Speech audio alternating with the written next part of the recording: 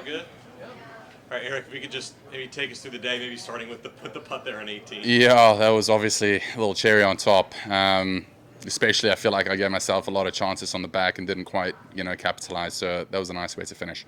And even before you made that putt, looking at your putting stats this week were pretty strong, and it felt like you probably left a few out there. Did it feel Yeah. that way all day? Yeah, putting's been great all week. You look at the back nine, you've got 13, which is a beautiful opportunity. You got 15. And you walk away with a bit of sour taste in your mouth, but that's golf. It's a stupid game we play, and you make a 60-footer on 18. So I'm playing great, man. That's all that is, yeah. And then this is your first start since the Heritage. I guess what went into the decision playing this week is leading right into the PGA, or I guess what went into that and not playing yeah. What's so tricky with the category I'm in, I've got to play my way into these elevated events, and I've been lucky enough to do so. So I've played a lot of golf leading up to the elevated events, and then all of a sudden you get in, and it's like you got to continue playing, and then you've got the majors coming. So I was sort of on the cusp of getting into Wells Fargo, and the decision was, well, do I play Byron Nelson or rest and catch up on some sleep and rest? And so I took it off, and obviously didn't sneak into Wells. But yeah, I mean, what a place this is. It's a fantastic golf course, and the decision was to play golf heading into the PGA. Yeah. Okay. And then just looking at the leaderboard right now, I mean, it's really you and I think Patton, maybe the first 13 guys on the board are only ones with wins on tour. Oh, sure. Going into tomorrow, you think that makes a difference, knowing that you've kind of been there, done that in a sense? Yeah, that's definitely a comforting thought. As we're all aware, the Corn Ferry guys are hungry as well, and I'm sure a few of them have won on Corn Ferry, looking to get their first win on tour. So I definitely wouldn't write any of them off, but there's 18 holes to go, and I've done it before, so I'll be okay. The finish last year in Cabo, Yeah. you went 8 under on the back nine. Yes, sir. Do you feel like that's always in your bag, that you're capable of doing that? You don't know when it's coming. Right. But in a tournament like this, where you're going to be trailing 3 or 4 strokes Sure. over the last, what kind of confidence does that give you? Yeah, that's huge. I think every player feels like it's somewhere in the back pocket, but having done that before and having made the putts I did on the stretch, knows that if I'm right thereabouts with 6 holes to play, it could get interesting if I make a few putts. So it gives me a lot of confidence. And like everybody else, this is your first time on this golf Yeah. course. You said you really like it. Yeah. How does it fit your game?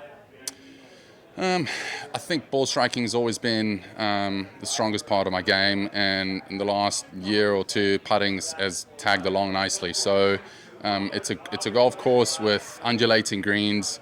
Unfortunately, we had some rain last night, so they're on the softer side, so you can kind of attack everything. But I told one of the members yesterday, if this course gets firm and fast with the greens, being sort of upside down bowls, everything runs away on all sides. Like if you start tucking pins with rough and firm greens, it could play sort of like Bay Hill. Like it could be really, really tough. So I absolutely love this golf course.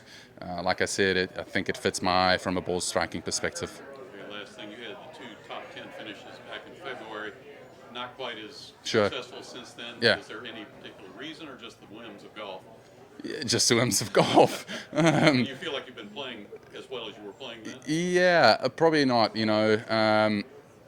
Augusta, I feel like leading into Augusta, I was playing quite well. And look, it's the first time I made the cut there and the 3 times that I've been there. So it's a tricky place to figure out, and I'm proud of that. So, but I was hoping to play a bit better, and it's just the whims of golf. I think if we look at someone like Scotty, there's a reason he's number 1 in the world, and hats off to him. Like he's so consistent, and we all want that. So, but golf's not that easy. He's making it look very easy. Just a little follow-up on what he said about having 2 wins under your belt Yeah. already, compared to a lot of the guys in this field who have not won. Does that make a bigger difference on a course like this, where there isn't the familiarity that there might be if you'd played here before? Yeah, probably. But that said, I mean, it's Saturday. By now, everybody knows the golf course. Everybody knows where to hit it. I think that's part of the job, being a pro golfer, is figuring out, come Thursday, what to do. So, I think by now everybody's kind of on the same playing field. Erik, real quick, just wanted to ask you, got a different caddy on the bag this week. Is that just related to qualifying, or is that something that's going to be different moving forward? No. Yeah, Feely's got one or two things going on at home, so he couldn't make it this week. Obviously, I saw he got through locals. It's interesting because I still have to qualify for the US Open as of now. So we probably need to have a chat about how that's going to work out. But yeah, Ben Holker's just on the back for this week. Cool. Thanks, guys. See ya. Take care.